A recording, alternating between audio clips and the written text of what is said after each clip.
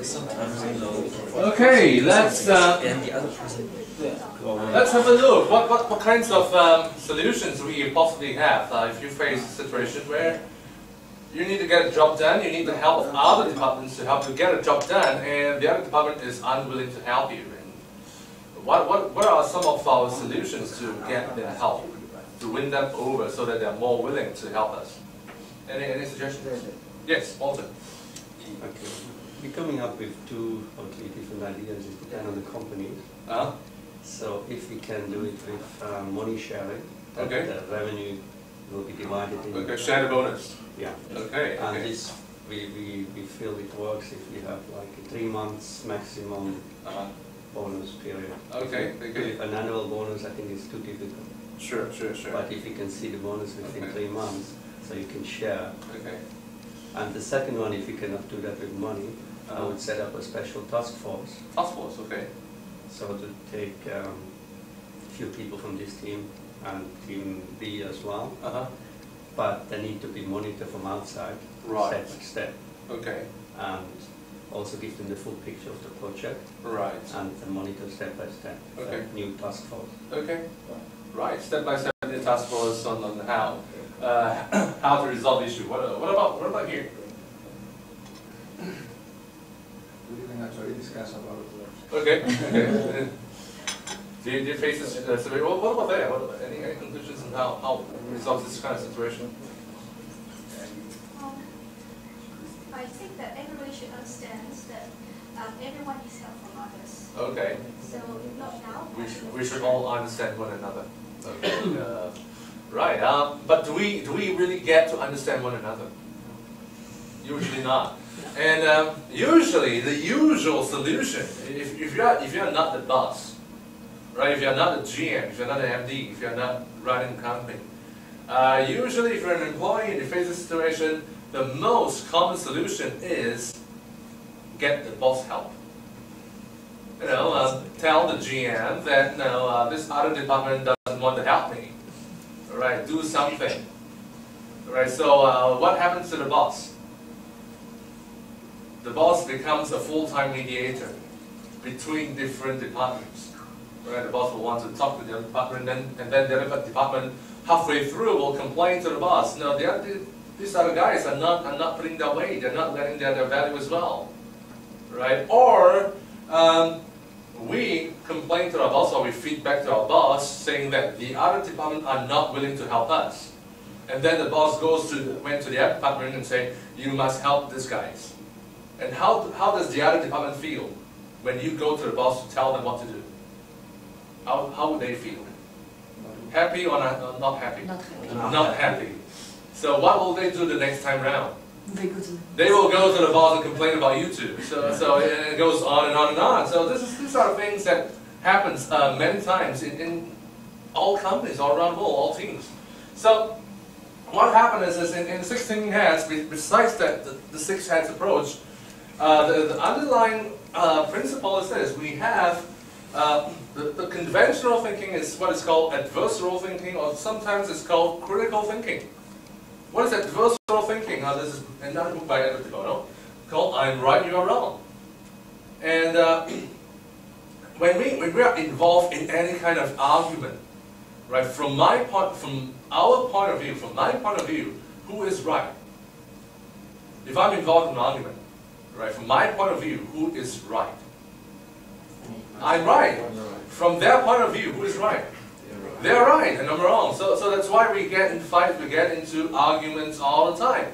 So instead of insisting my point is right, your point is wrong, or your point is right, my point is wrong, what we do is we go into parallel thinking. And what is parallel thinking is this: whatever A says here, B will also see things from A point of view.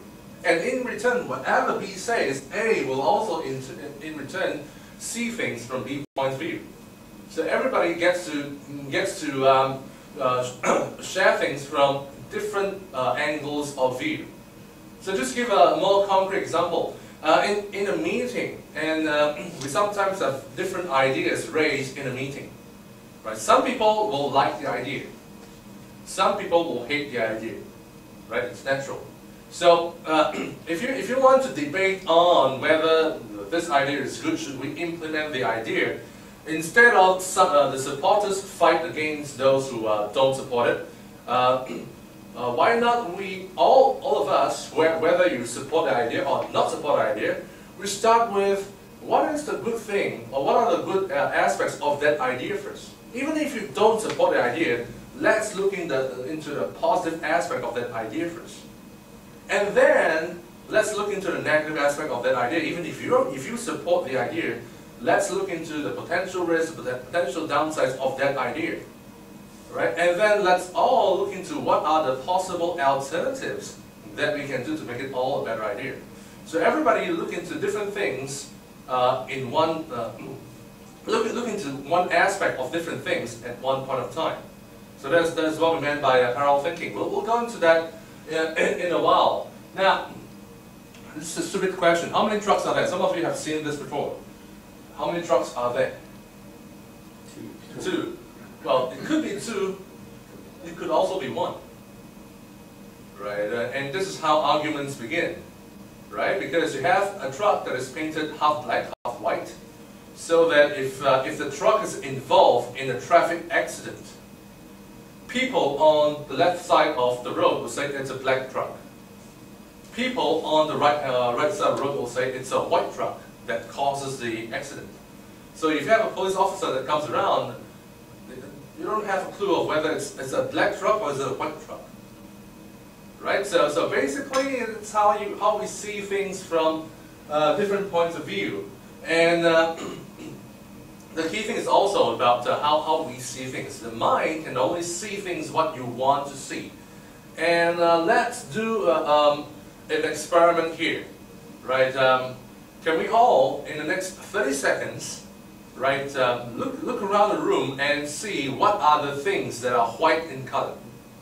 Look around, take notes, white or near to white, beige, white in color. Look around, right?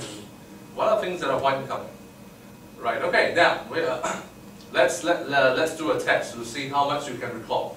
Right, I need you to close your eyes. Just close your eyes and recall. Just close your eyes, recall. Now close your eyes and tell me how many things are blue in color. Close your eyes and tell me how many things are blue in color. What are blue? Bottles. Okay, what else? That's it? Okay, yeah, I know. Right, okay, open your eyes and see what other things are blue in color now. Okay, now, the thing is this, right? When we say, now you got 30 seconds to look at all the things that are white in color, what do we see? Everything that's white. What do we ignore? Everything else. Okay, so you could be staring at the table because the paper is white, the cups are white, right? The chairs are white as well. And sometimes you ignore that. The tablecloth could be blue, the bottles could be blue. Okay, so there are things that are side by side, but sometimes when we are too focused on one area, we tend to miss out certain critical information. Right? And the key thing is this. The smarter the person is, the more likely that person is going to be unwilling to listen and unwilling to compromise.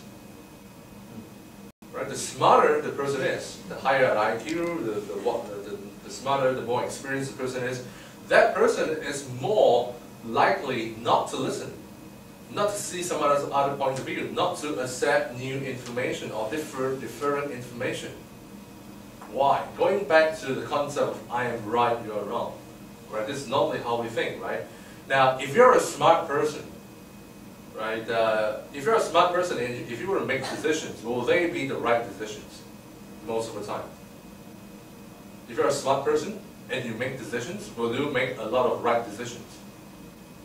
Yes. Most of the time you will make a lot of right decisions, right? Because you're smart. So if I'm smart, that means my ideas must be right.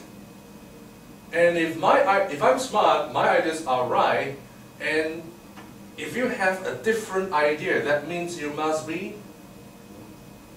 wrong. Okay, so the smarter you are, the more likely that you are not going to listen, you are not going to accept different points of view, right? And in fact, there are now a lot of research going into how to manage very smart people, how to lead very smart people, because they all don't listen. Okay, so this is those are the latest research now. Now going on, moving on, let's look into the different hats and how we can use the different hats to do. Now the 6 hats, basically they are not categories, right? They are not to say you are this is not like personality profiling. You know, in personality profiling they say that, oh, you're an assertive person. You're a more influential person. You are a more what we call social person. This is not about brand. It's about a way of thinking or an aspect of looking at different aspects at different points of time. So there are 6 hats. Every one of us can use those, can and must use those hats in tandem. Okay, we'll go to that in tandem in a while, but we'll just look into each hat and see what it means. Now, if we have the color blue, what do we associate with blue normally? Sky. The sky, peace. Okay, right. Basically, this is what are our objectives? What is the agenda? Why are we here for? In thinking skills, they call managing the thinking process. In other areas, it could be what are main objectives? So this is the control hat. This is the guiding hat. Where are we heading for? And in terms of conflict resolution, it's this: whether the conflict is between teams, sometimes with customers, or with anyone, right? Whenever you have the conflict, is what are your common purposes and objectives? So going back to the case just now, right? You want to get something done, you need the help of the other department. The other department say, I do work for you, you get the credit, I get nothing. If you want to approach that to start off first, is what are our common purposes and objectives? Right? Sometimes it's not about getting the other department to help me or to help my department.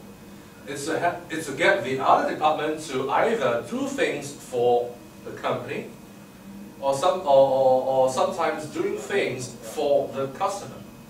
It's because we have a customer that has a certain requirement. As a company, we need to work together to service that requirement, because otherwise the whole company will not get paid. It's not just about my department or your department. Right? So the objective is to serve the customer. Also, sometimes we have very sensitive issues. Things like we have mergers and acquisitions, right? Different companies. So when 2 companies merge together, sometimes a lot of practices, a lot of standards are different. And one of the most sensitive issues are pay and salary. So you have 2 companies that merge. Right? One company is paying the staff more. The other company is paying the staff less. So what will happen? Well, usually the management will want to pay people less, right? So how are you going to tell the company that pays people more to get the staff to adjust so that they are paid less? Very difficult. Now, one of the key areas is let's set a common purpose, right? The reason we're working in this company is that we definitely would like the company to be stronger and be more more cost effective. Right? Everybody can agree to that. Now, we do understand that some of us are paid more than others. It's not about who is paid more, who is paid less, but some of us are incurring more human resources costs, more salary. And as a result, we may be less cost effective as a result. Okay, so are we willing to explore those areas that if some of us are paid more, how can we do certain things? It might be pay reduction, it might be through other means. How can we resolve the whole situation so that we become more cost effective? Right? The old ways was that you guys are paid more, you should reduce your pay. So it becomes us versus you mentality, and the 2 parties will fight all the time. But on the other hand, if we start with a common purpose, then this is for the betterment company. Let's look at the issue and see how we can make the right adjustments. Okay, so we start with something that's common. Same thing as dealing with customers, right? What is the biggest thing that customers will have a feedback to salespeople? What is the most common feedback from customers to salespeople? Price, of course. So the customer says, "You are too expensive." What is the common purpose between you and the customer? Make the business. Make the business. What else? Well, customers would definitely want to serve their customers too. Right? We sell something to a customer so that the customer can sell it to their customers. So the common purpose could be, now, we understand that you have a price issue here. Now, the thing is that we'd just like to focus on our common purpose to actually help you service your customers better. And frame it as a common issue first, and then see what else we can do about it. So we start with something that we have in common first. So we set the focus and the agenda. We summarizes and concludes. So it's the beginning and the end. We set the common purpose. We end with whatever summaries we have. Why do we need to summarize and conclude at the end of any discussion? Be it a sales discussion, be it internal department, or with any department, as long as it's something that we need to get an agreement and get things done. Usually we need to summarize and conclude. Why? Because if you have nothing in your hand, when everybody forgets it, goes away, and then nothing happens. You need to summarize and conclude. We need to get people to focus on the main points of discussion, what to do next. Okay, that's number one. Number two is that the summaries can serve as reminders. So as we are going on, we can always tell people based on what we have discussed the other day, these are the summary, this is what we agreed on. So we can serve as reminders. And in the next meeting, what will the summary serve as? The next time we meet, the next time we discuss, the summary will be based on what we discussed the last time around. This is how we review and see what we have done and what we need to do next. Right? So the summary serves as, number one, we focus on what we have discussed just now. Number two, reminder during the interim. Number three, it becomes the opening of the next meeting, the opening of the next discussion. Right? Same in sales as well. If you're in sales, never ever walk away from the customer without any form of summary. Whatever you discuss with the customer, whether it's a happy thing or unhappy thing, summarize, conclude on what they want, what we can do, and so on. Right? And if you want to meet the customer the next time, tell them this is what we've discussed. Based on our previous discussion, this is what happened. So there is a link between the first meeting and the second meeting. Okay, so we have the beginning and the end. And of course, if you want to end a meeting of any kind of discussion, what are our next steps? What would we want to agree on, and what should you do, what should I do? Okay, so these are the next steps. Okay, so this, in a way, this is our blue hat. Oh yeah, one more is ensure that rules are observed. The rules, basically the rules especially of parallel thinking. If we are talking about good points, let's not divert, let's not digress and go into the bad points, and so on. So we just want to have the rules that everybody is on the same page at the same time. Okay, so that's a blue hat. The white hat. Now, white color. What do we associate with white color? Purity. Purity. What things do we think of? Snow. Snow. White paper. White paper. Right. So usually white we associate with paper. So that's where we have all information. So before you you want to get the help of the other department, you want to bridge across the help. What you may want to do is to find out more information. What are they doing? How's their workload? How do we counterbalance time? What else we can do so that we can help one another better? So information, there are a few types. One is information that we already know, information on hand that we can make use of. Another type is that the information we would like to know, but we don't have it now. Information we would like to know, but we don't have the information now. So it could be we want to know how's the book look like, what happened recently, do we catch them at the right place and right time. It could be also other people's view. Okay, so if you have a merger and acquisition, you got two groups of people, they're paid differently, one is paid higher, one is paid lower.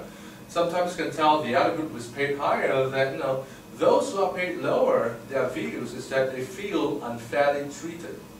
Right? They feel that the company is being unfair, and as a result are unhappy with the company as a whole. So it's other people's view, which may also include other people's feelings.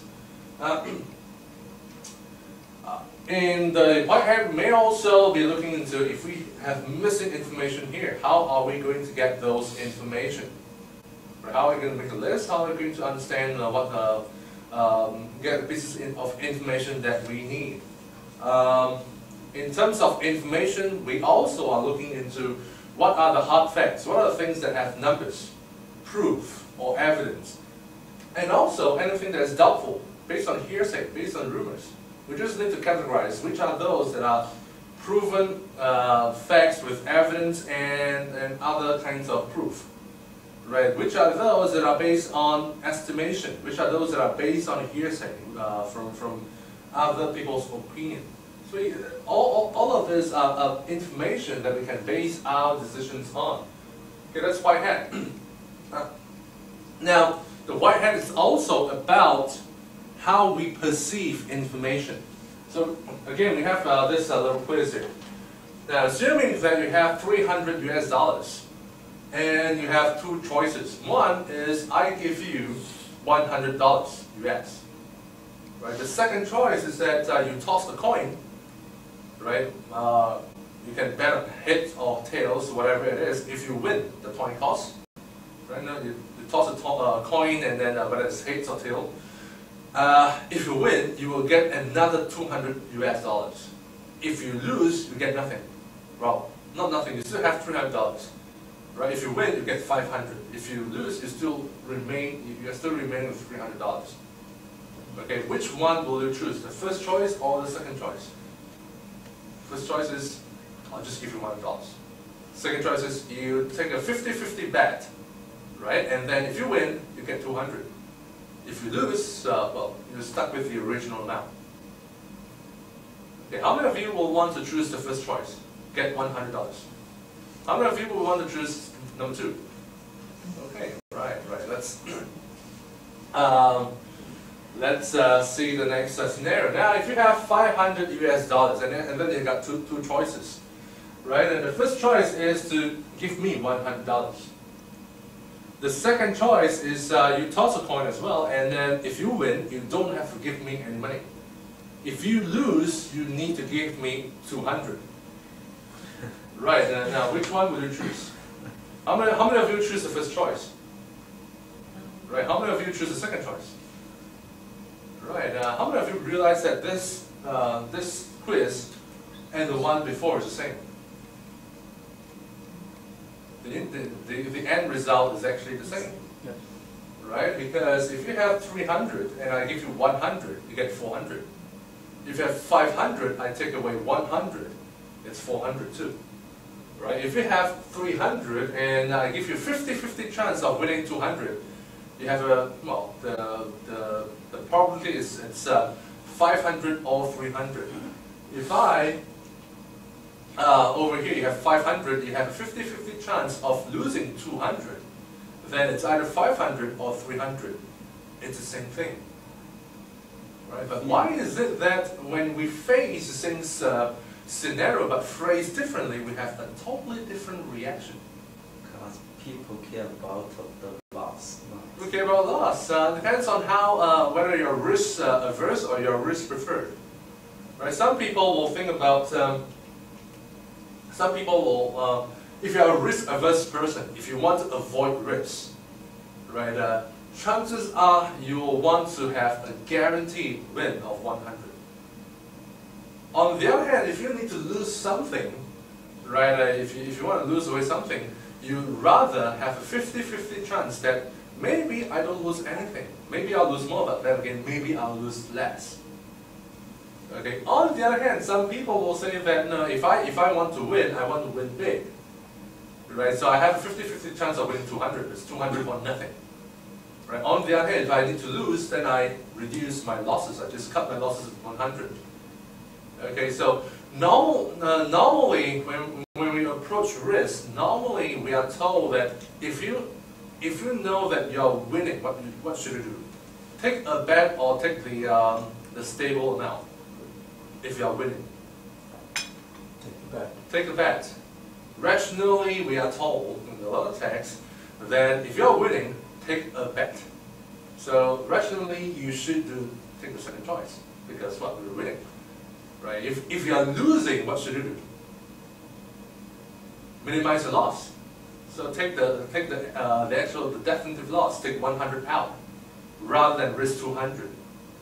Okay, but most of the time, what we do is we just do the reverse. So our emotions, the way we perceive things, come to the picture, and then depends on how you phrase things. Things can turn out totally differently. Okay, so this is how we perceive information. Now, yellowhead. What is yellow in color? What are things that are yellow in color?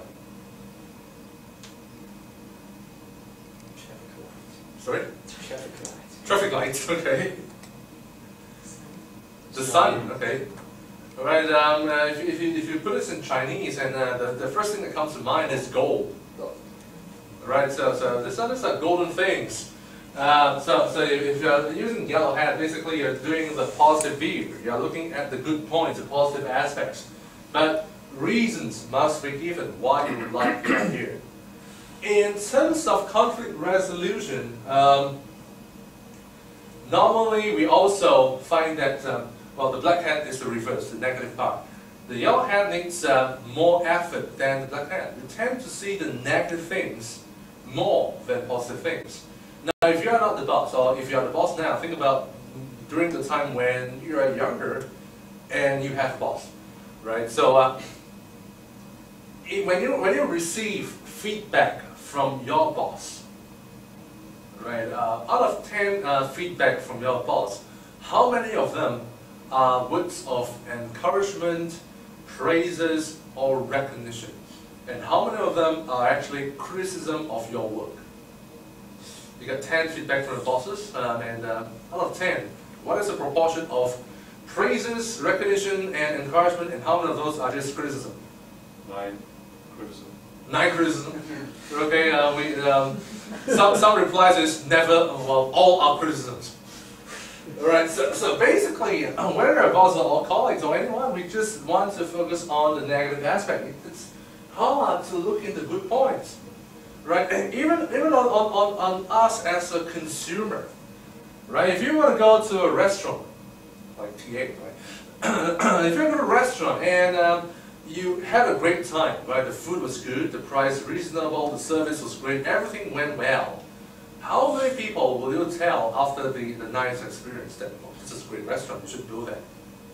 How many people will you go around and tell? 10. Maybe, well, whatever number. Right. On the other hand, if you go to another restaurant, and this other restaurant, the service was horrible, the food was bad, the price was very high, it's not worth the price, it's a horrible experience, and the waiter spilled coffee, tea, and other things on you, right? So it's a horrible experience. How many people would you tell this horrible experience? Well, it's very easy. Normally, I will tell everybody. Everybody you meet. And for the good thing, I only tell people they ask me for a good restaurant, and I would recommend it. Yeah. Well, the good one is, I'm bringing a hot date. Where should I go? That's all we tell people. Right? The bad one is, everyone you meet, everybody comes to us, don't ever go there. Right? So it's always that we tend not to focus on the good things.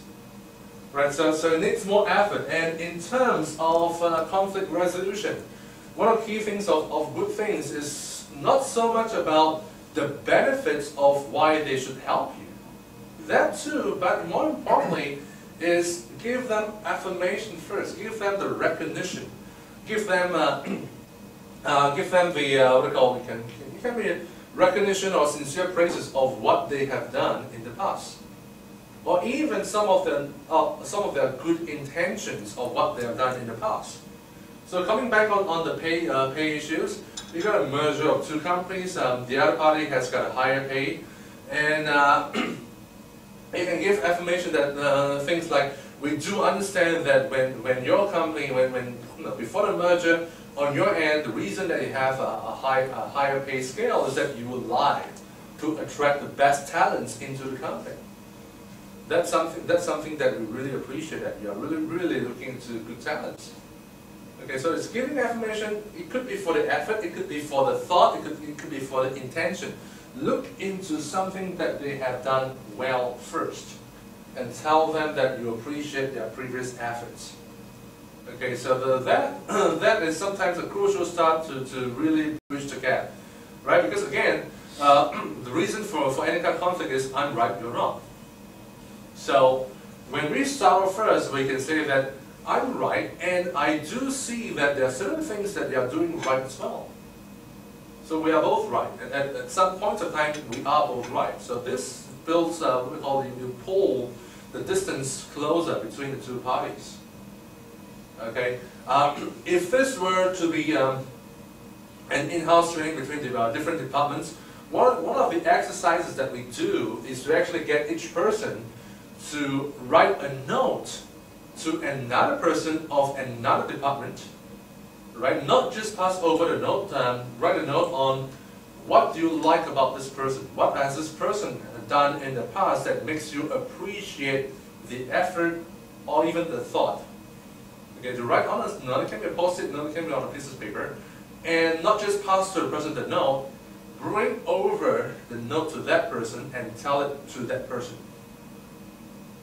Alright, and sometimes if we do this on some of the technical people, it can be very difficult. Right, so we just get things going. Some people find it easier to give affirmation. Some people find it harder. What needs to be done if you want to resolve conflict is to be the first one to give the affirmation. Right, when we do these exercises, some people will find it very hard. They really couldn't find anyone to write something, or they really couldn't find the words to write to that person. But once we have someone else who have given them the note on, we appreciate the fact that there was once you really helped us, you worked overtime, you worked until 12 midnight to finish something. That's something that's really appreciated. Give it to them. But once that is done, they find that they are also able to look into the good points, the positive aspects of other people as well. And it just takes a while to get people make use of that aspect, to think about what are the good things that this person has done in the past, and tell them that you appreciate, you give recognition, you encourage the effort. Okay, so it can also be benefits and value. If you were to help us, if you were to do this. This is what we can achieve together. This is what we will do. Sometimes some people will point to that. Now, the reason that you need to help me is this. If you don't help me, the customer will complain. When the customer complains, the boss will know. If the boss will know, both you and I will get into trouble. So it's better that we work together now and avoid being criticized by the boss later. Right? It could be working in this way as well. So it points out benefits and value. The reverse of black hat, anything that's black is bad, like Darth Vader. Okay, so this is the logical troubleshooting. We are looking at the critical view. What are the criticisms? What are the bad points? What are the negative aspects? Again, reasons must be given. It must be logical. It's not. You cannot just say because I don't like your face. It's not that. It must be something that I don't like about you, or some reasons must be given. So points out the negative consequences, potential risks, and downsides. Things like, well, I'm not going to help you because I'm busy. I have my targets. My boss is chasing for my deliverables. I don't have time for you. These are all very legitimate black hat things, right? And in a conflict resolution scenario, sometimes you invite people to raise their black hats, to raise the negative points. You tell people that, no, I need your help in this project, right? And these are the reasons why we talk about yellow hat. We ask that person, we then ask the person, what are some of the concerns? If you were to give us some of your commitment, resources, time to help us on this, what are some of your concerns? What are some of the areas that you think might be affecting you adversely? So you invite the black hats on yourself first. Why? This is this. That people will sometimes will have some level of objections or some level of disagreements. Now, if they have objections or disagreements, it's better that they voice it out rather than they hide it inside. So, this is another very common scenario, right? If you are the boss, right, and you chair a meeting, right, and the meeting is that we need to drive costs down, we need to reduce costs. And to reduce costs, we need to reduce costs in this 1, 2, 3, 4, 5 areas. We need to reduce our overtime pay. We need to reduce our transportation claims and accommodation budgets. Right? We need to reduce training budgets. We need to reduce all kinds of budgets. Right? And the boss says these are the 5 things or 7 things that we need to do to achieve overall cost effectiveness. And the boss ends the meeting by asking, do we all agree? And what does everybody say? Yes. Agree. Right? And what happens after the meeting? What happens when you go to the pantry for coffee and when you go to the restroom? That man is wrong. The boss must be crazy, right? And the boss is stupid. The boss must be an idiot. Right? So you got disagreements below when on the surface everybody agrees. So you don't want that. You want to have an agreement where really people are buying into it and really agree so that they can really take action. Okay, so this is what you want. So if there are any disagreements, you rather have them voice it out first rather than hide it below. So if you want to voice it out first, you actually use a black hat on yourself. What are the things that you don't like about working with us? What are things that we have done in the past that makes you unhappy? You know, if you were to commit some resources and time to help us, what are some of the concerns? So we just like to know what are possible downsides. Okay, so you invite them. Again, in conflict resolution, it's called, do you understand the issue? Do you understand the situation? Do you seek to understand them before they want to understand you? Okay, so we'll see how everything puts in. It's the most frequently used hat. It's just that we usually use it on other people. Things like things like that. If this was done wrongly, right, and you need the help of the other department, and you tell them you need their help, and then they say they are busy, we don't have time, and then you use the black hat on them. We see that you have a lot of people walking around doing nothing, right? We see that we are all working overtime, and your department goes off on the dot at 6 p.m. How could you be very busy? So we tend to use it on other people, and again, this is where we land ourselves in trouble. Okay, so this is the black hat. Green hat. Green usually the color of spring. It's not the Chinese version of green hat. So it's not the hat's color. It's the color of spring, the color of growth. Okay, so basically we're looking at new ideas, new possibilities. This is the hat of creative thinking. This is the hat that seeks alternatives and possibilities. If you have certain concerns, let us work together.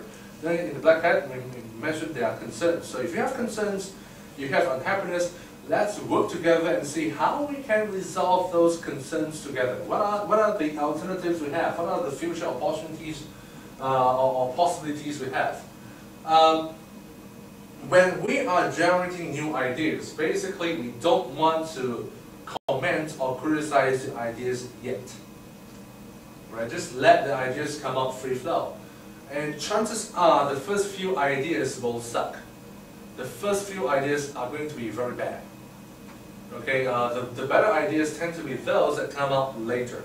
So let the ideas forthcoming first. Okay, this is also the innovation process. Now, out of 10 innovative ideas, how many do you think will work? Out of 10 new ideas, innovative ideas, how many will work eventually? 1 to 2, sometimes less than 1. Okay, so most of the innovative ideas are good ideas, but they won't work. But that doesn't mean that we should not encourage more ideas. We should always have more ideas and see what are ones that will work and make it work. This is also a part of the reason why innovation in Asia and China tends to lag behind the West. Not because we are not smart, not because we are not creative, but because of how we manage things. So if in a meeting, right, you have a new employee, a new staff, right, just fresh out of school, a lot of ideas. In a meeting, the boss says, now does anybody has got new ideas on what we should do next? And then this new rookie staff says, boss, I have this idea, this is a great idea, and starts to share the idea. Halfway through sharing the idea, the boss shoots him down. That's a stupid idea. Don't ever say that again. Right? What will happen to that new employee in future? Shut up. Okay, if I don't want my ideas, I just shut up. Right? It could be really a stupid idea. It could be really a case that the idea will not work. But the thing is that sometimes we need to filter, we need to let out those ideas that don't work, and eventually find out the idea that will work. Right? Just like Thomas Edison. You know Thomas Edison? Right? When Thomas Edison invented the light bulb, how many times did he experimented before we finally get the final light bulb? A lot. 100 over times. Right? Eventually, someone asked him, why did you keep on trying after you have failed so many times? And Thomas Edison replied saying that, no, I did not fail at all. Why? Because I successfully found more than 100 ways how not to build a light bulb. And eventually, I successfully found how to build one. Okay, so it's a matter of how you look at things. I successfully found more than 100 ways how not to do a light bulb. Right? And then I found one way that will do the light bulb. Okay, so it's just about letting the ideas flow. Now, if you're a boss and you have staff with good ideas, and some ideas don't really work, what's kind of feedback that you can give them? On the one hand, the idea really won't work. On the other hand, you do not want to dampen their enthusiasm to generate new ideas. Maybe after the 10th idea, they have really one great idea that will work. So you want to encourage the idea, but you also want to tell them that that idea that they're having now will not work. Right? One way is to tell them that, well, that sounds like a good idea, but on the other hand, it may not be suitable for us. Do you have other ideas? Can you come up with other ideas? Okay, so on one hand, you just tell them that, well, it may not be suitable at this juncture, it may not be working, but on the other hand, just add on one bit. Come up with more ideas. We'd like to explore new ideas. Just keep them coming.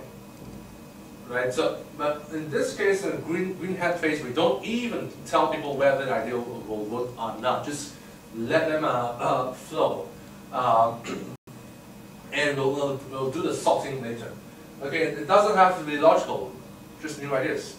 Need not be. We don't have to look into feasibility issues. We don't have to look into logical issues. We don't have to look into resources issues. Just have new ideas. We'll find out how to make it work later. Okay, so we're also looking into new concepts. Right? What are concepts and what are ideas? What are the difference between the two? Now, if let's say I want to, if let's say we have a paperclip, right? Can we list as many uses of a paperclip? No paperclip? 微型针 paperclip, you clip paper on, right? If we want to list as many uses of the paperclip as possible, what uses can we have?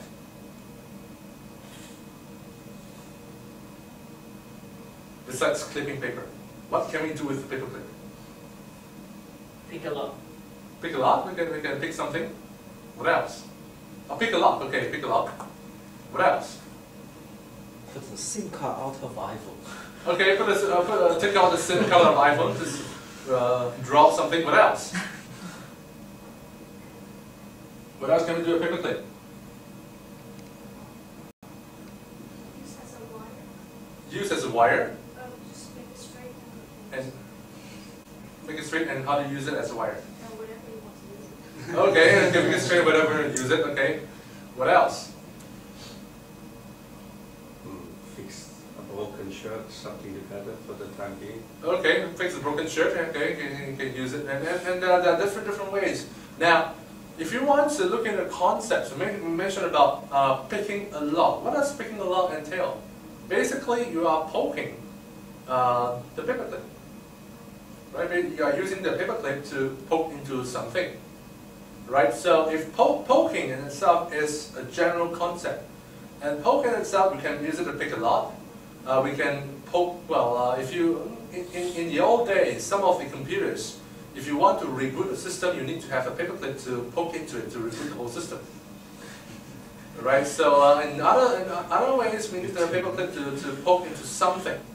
Right? So that poking, as a general concept, will have different uses, whether it's poking to a lock or poking somewhere else. We mentioned about taking something out from a very narrow place, so it can be digging. Right? If it's digging, it could be taking something from a narrow space, it could be digging something else. So the digging is another general concept. We mentioned about making the paper clip straighten. Straighten is the concept. So once it's straightened, what can you do with it? There are different applications of that one concept. Okay, this is one aspect of what is termed as lateral thinking. Whatever you do, you look into what is the concept behind. Right, and as Junction mentioned about the 1984 Olympics. Now, prior to the 1984 Olympics, the way they make money from Olympics, or they try to make money in Olympics, is that they sell tickets. Right? If you want to watch the games, you need to buy a ticket, go in there to watch the game. This is how they make money. Now, before 1984, all other Olympics lost money, and they lost a lot of money. Okay, after 1984, virtually Olympics are money-generating devices, and a lot of companies are vying for Olympics. In 1984 alone, that Olympics made a profit of $236 million US in 1984 dollars profit. Okay, so how do they do it? The concept is we charge people to watch the Olympics, right? If you sell tickets, the concept is not selling tickets is the way of doing things. The concept is if you want to watch the Olympics, you gotta pay for it. Now, does most people around the world, do they buy tickets in the Olympics or do they watch TV? They watch TV. So how can we make them pay? Sell broadcast rights, sell advertising rights, sell sponsorship, right? So the concept of making people pay to watch the Olympics becomes a wider application rather than just selling tickets. There's a lot of ways to make people pay to watch the Olympics, to watch the games, and those are the different ways. And today we see a lot this whole new industry called sports sponsorship, right? Looking at the athletes, you're not paying, but someone's paying for you. You're looking at the athletes, and across athletes, what do you see on the shirt? Nike, Adidas, and other brands, right? You see the stadium, they have billboards on the stadiums advertising. And then during the commercials, you have what I call the sponsorship for the commercials. The broadcast rights, whoever is broadcasting that event, especially if it's live, they pay money to have broadcast rights. So all these things are paid for, and it's part of the whole sports sponsorship. Okay, so it's just a simple concept. Make people pay while watching the games. They don't have to pay to buy a ticket. What are the other ways that people can pay to watch the games? Okay, so we generate the main concept, from concept generate more ideas. Red is the color of emotion. We're looking at feelings, intuition, emotions, we're looking at the permission to express your feelings. Now, why is it that we are looking at feelings? From a thinking perspective, from a decision-making perspective, decisions are usually made both in a rational way as well as an emotional way. We make decisions based on both rational and emotional reasons. Right? So it's usually a mixture of both. Some people may argue that now, if you're buying things for the company, it's a business, right? It should be rational. But even then, there's always an emotional attachment to it. Right? Things like, now if we want to go into a bidding process, we want to call for a tender, we want to do bidding. Most of the time, 80% of the time of bidding, public bidding, bidding, 80% of the time the bidding will go to the incumbent, that means the current supplier. 20% of the time it will go to someone new. Now, is there anything rational about it? Maybe there is, but sometimes people feel safe. People feel secure working with people they know well. So in a way, it's that sense of feeling that I feel safe when people know about us. So, so it's a feeling. Now, if you're talking about conflict resolution, since there's conflict, since there's unhappiness, the more we have to attend to their feelings. Okay, so we have to look at their feelings. No need to justify just a few words about what you are feeling right now. Just to make sure that the feelings here, we are talking about the person they are talking to, not about the feelings of other people. Right? The feelings of other people we read as part of the white hat. These are other people's opinion, which includes other people's feelings. Right? The feelings here is between you and I, between the people involved. What are you feeling now? Keep it short, just to make sure that are you feeling okay? Are you feeling unhappy? Are you still angry? Do you feel? Do you have reservations? Do you feel suspicious? It's just feelings, emotions, right? So, like I mentioned, it's a key ingredient to decision making. Now, if we were to use this in a meeting, this is what will happen, right? The blue hat is in a typical meeting. The blue hat is what is the objective? What is the agenda? Meetings usually will have an agenda. What is the objective? The white hat could be what information do we need? Can be minutes from last meeting, can be progress reports, can be some other kind of information. If the meeting is to explore a certain idea, what are the benefits? Okay, and then what are the potential risks? Now, the way we go about this is as the meeting goes on. When we talk about information, everybody just gave information. Let's not talk about the good points and the bad points, just information. Then we talk about benefits. Everybody in the meeting talk about benefits. And if there are potential risks, everybody talks about potential risks. Okay? So, what alternatives do we have? Green hat. And then how do we feel about it now? This is just a sample. The actual meeting will involve different sequences of hats and maybe longer than this. There is no rule to say that you must use all of the 6 hats. And chances are it's going to be, after this red hat, you are going to see another yellow hat, and then a black hat, and then a green hat. Alright, after this, because we may have other finer points to discuss. So it can go along a whole long process. Doesn't mean that a hat can only be used once. It can be used multiple times per hat. This is a typical sequence of a meeting. Now, coming back to this. Same question, right? You are given a new assignment which you need the assistance of another department to do it well. However, the other department feels that by helping you, they all do the job and take all the credit, since hence you are unwilling. Okay, so if you have 8 minutes to find out a possible response, what can you do? You can start with the blue hat. What do you think will be a blue hat if you want to talk to this person? If you're having a conversation with this person now, what can you say to this person? And you've got only 8 minutes to win this person over. What can you say to this person as a blue hat? Mentioned blue hat is common purpose. common objectives, right? And you want to convince the other department to work with you. So what are the common purpose that you can tell the other person? Any guesses? You have to work together, otherwise you're both going to be in trouble with the boss. We have to work together because boss is watching us. That's one common purpose. What else? What else can we tell this person? To be good for the company. We work for the company. It's not I didn't make the request. The company did. Right? Sometimes we can even have a common purpose as it's the customer. We need to have, we need to take care of our customers. Otherwise, we'll all lose our jobs. Or better still, we need to take care of the customer. If not, our competitors will beat us. Okay, so that can start as a common purpose first. Then the next thing, what can you tell the other person? What is the what that you can share information?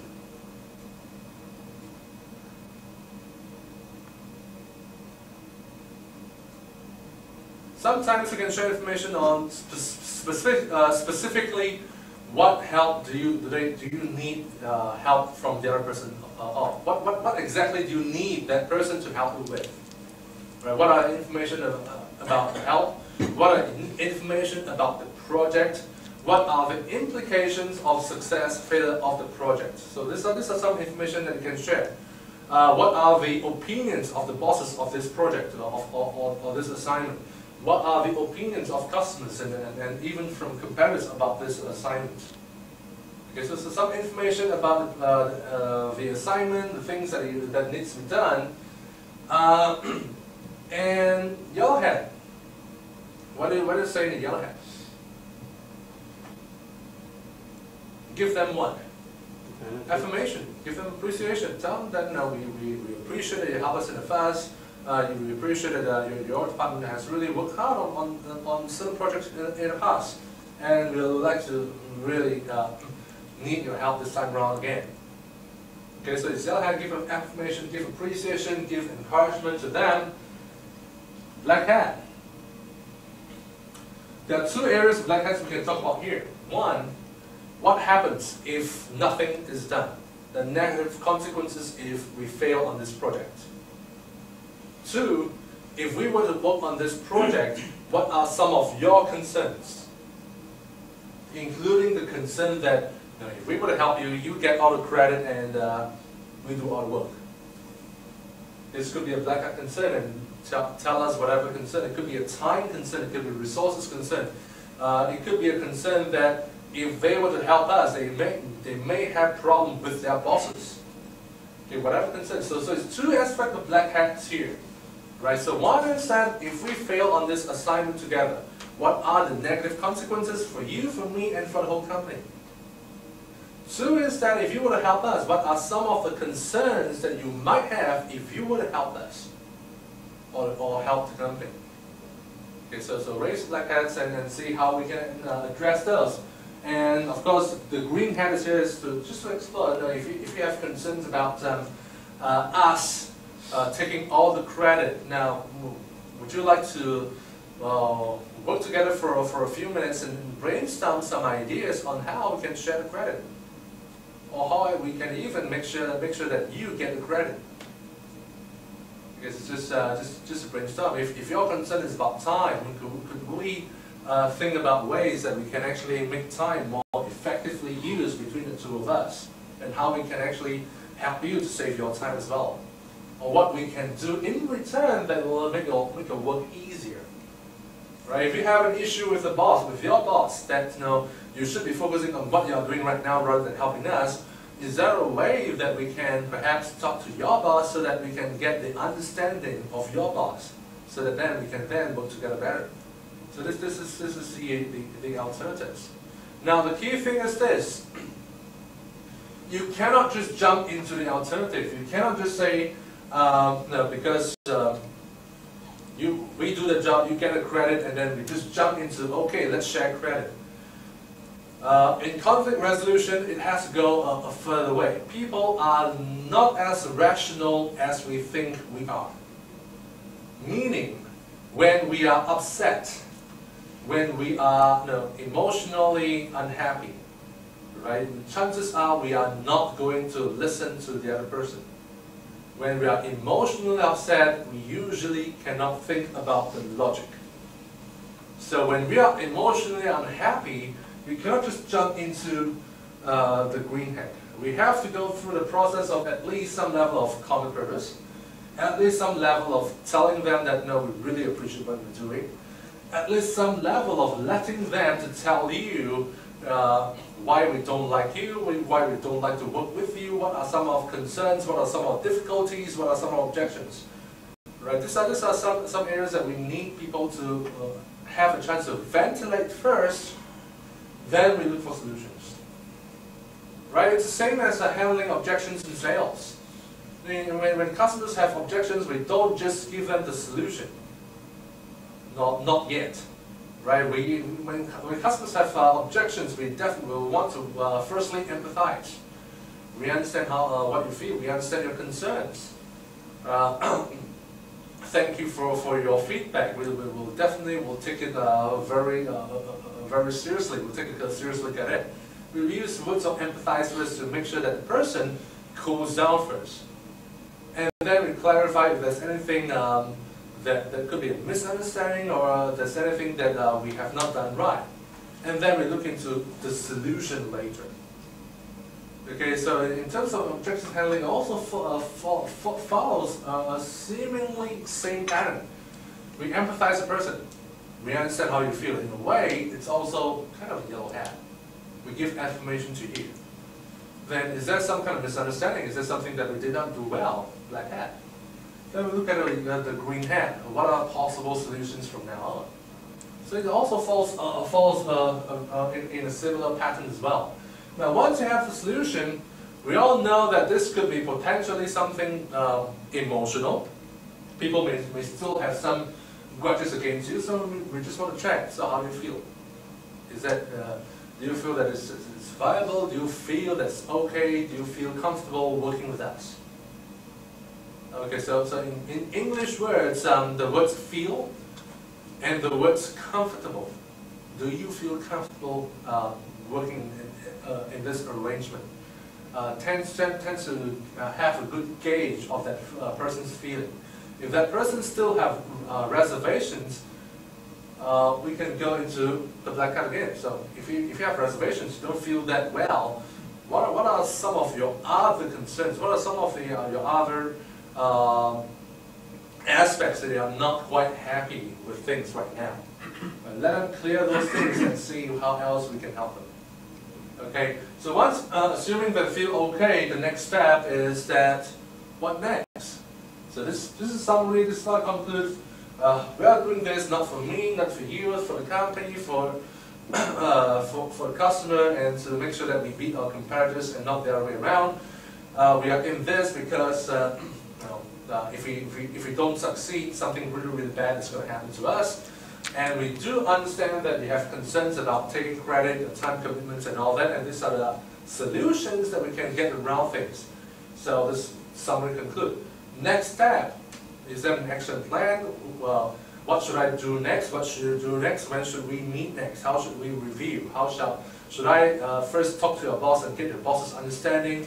Should I give you some of the white hat information so that you have a clearer understanding, in-depth, detailed understanding of what's happening before we proceed further? So in terms of action steps.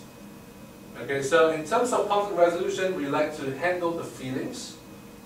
We also like to handle some of the facts, and eventually we'll also want to have some level of action steps. It's not just about conflict resolution. It's not just about making you happy. It's not just about we can coexist in peace. That's not just the whole thing yet. Conflict resolution is also about how shall we move forward. Right? Conflict resolution is about how we can build synergy from now onwards. How can we work better from now onwards? So we need to have some level of action plan after we resolve the issues. Okay, so this again is just a summary of what I've mentioned just now. What are our common goals? What information do we know about the goals, about the work at hand? etc. Even information about how much workload they have, and then if it's possible to get their help. Right? Yellow hat, what I like about you, what I appreciate about you. Black hat, are there any concerns working with me? Green hat, how can we resolve those issues? Red hat, do you feel it's okay to move forward? Okay, and then we have other hats. This sequence, as we've shown here, is not the only sequence. It's just a common sequence that we use. Sometimes we may put a white hat further down the road. We may say, this is our common objective. You need to help me. I really appreciate your help in the past. We skip the white hat here. Right? Objective, I really appreciate your help in the past. I really appreciate the good work you have done in the past as well, and the products that you've given us. Now, if you would want to work on this project, what will be some of your biggest concerns? Because if we don't succeed, we have something really, really bad that's going to happen to both of us. So let me know what are some concerns on this project, on this assignment first. How can we resolve? And based on how we resolve, we can have the white hat then and look into some of the facts first, and then the red hat. Sometimes the red hat can also be a voting device, right?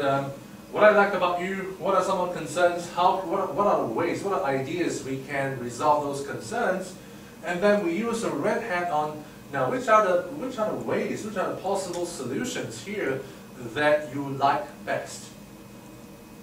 Over here we generate ideas. Over here we use emotion to vote on which are the ideas you think is the most feasible. Do you feel it's most feasible? Which are the ideas you feel most comfortable with? Okay, so it's another usage of the red hat. Okay, so basically what we are doing here is just to have a structure. How you want to tweak the structure to your advantage is up to your interpretation. It depends on what works best for you, right? And that's what the beauty of the 6 thinking hats is all about. It's a structure that you can tweak around, rearrange sequence, and see what works best. You can have different interpretations of the different hats as long as it works for you, right? So now that you know how to think better, just want to find out does all these things make sense to you? Right? Make sense, and we can more or less see. Now that you know how to think better, there's a structure of getting things better. What's next? I mentioned all about blue hat. Now we can think better. We can rearrange our thoughts better. So this is. PO is a concept used in lateral thinking. It is the short form for things like suppose, propose, anything that is opposed behind. So suppose, just think out of the box, something that's, it could be irrelevant, but it could be just something fun. Right? Instead of just thinking how to improve your own thinking, why not think about developing a thinking organization or developing a thinking team? It may not be a whole organization, but a team. So rather than you knowing how to resolve conflicts using a 6 thinking hat structure, would it be also possible to influence other people around you to adopt that way of thinking? Because that will only mean it will be more productive for the whole team. Right? It's not difficult to learn.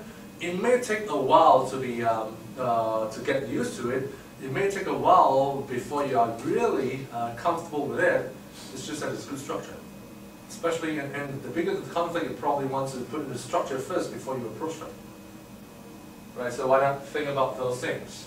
And one key thing is also the Bono, the old guy with the founder of 6 Thinking Hats, will be in Beijing and Shanghai in October. So he's now 79 years old. They're saying that this could be the final trip to China, right? And some people are asking now, what's in it for me? If I would attend this talk, this one-day seminar, what's in it for me? Well, we mentioned about the 1984 Olympics, right? They made a profit of 236 million US dollars.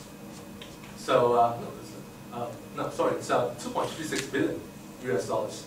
So that was, those ideas was actually came out through a talk by Albert Demono. Right, that is a testimonial that came out from the organizer of the 1984 Games. Okay, so they came up with those ideas based on talk, just by attending those talks. So you may want to look into what further ideas you can get from this old man and see if you can generate better ideas in your work. Right, so contact information, if you need to contact more about 16 Hats, is what we call our assistant's name. You can actually call her, drop a note if need be. Now before we end, questions. Whether it's on applications, whether it's on conflict resolution, building synergy, getting people to agree with one another.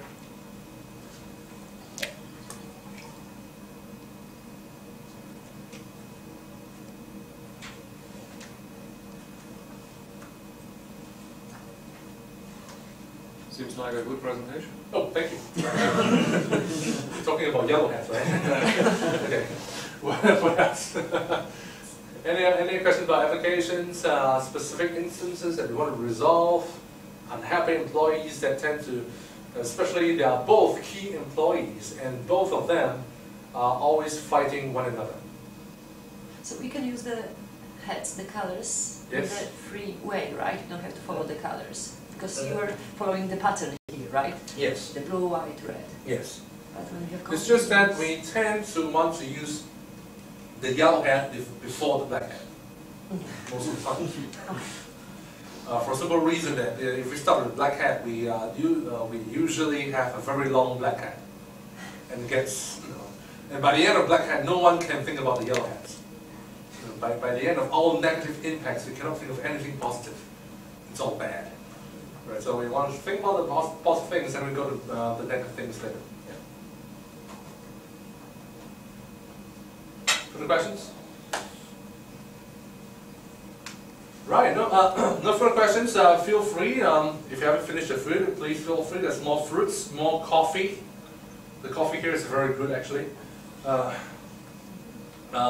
of the reasons that why I don't visit Starbucks that often. Good coffee in this hotel. Right, so feel free for the stay around coffee and fruits and more pastries. Our next event, some of you may have received our newsletter already. What we do is that every month we have a newsletter on a specific topic. So for last month's topic was what we have discussed. Using the 6 thinking hats to resolve conflicts and build synergy between confrontational and cross-functional teams. Right, so that was last month's newsletter. We have a breakfast meeting today. For this week's, this month's topic, it was price is not the reason why you lost the deal. Right, this is this month's topic, and for next month, the Power Breakfast Hour, it's going to be the same place. On 19th July, we had a typo in the newsletter, so it was shown 20th on top and 19th below. We had to change it to 19th because one of our partners, this is actually based on, it's not just on my own research, it's actually based on another research by a company called Shipley Associates. Right? Shipley Associates, they are the experts, they are the researching company that deals with bidding and tendering process. If you place bids, how to win bids, how to win tenders. So they have expertise on that, they got data on that. And one of the most interesting data is that people ask for 3 quotations most of the time. We have buyers, they always ask for 3 quotations. Now, out of 3 quotations, most of the time, by gut feeling, we'll know that most of the time, they will buy the price that is in the middle. Not the highest price, not the lowest price. And based on data, this is actual data, people will only buy from the highest price, whether it's 3 quotations or 5 or 7, doesn't matter the number. People will buy it from the highest price 7% of the time. people will buy from the lowest price in the bid, surprise, 4% of the time. Okay, now there's a lot of salespeople with the objection, black hat, right, saying that. But our customer actually told us the reason we didn't win is because we have a higher price. Right, that could be true. Your price could be higher than the final bid. But if you were to dig in more information, you will find that there are actually other quotes, other proposals that are priced even lower than the final winning bid.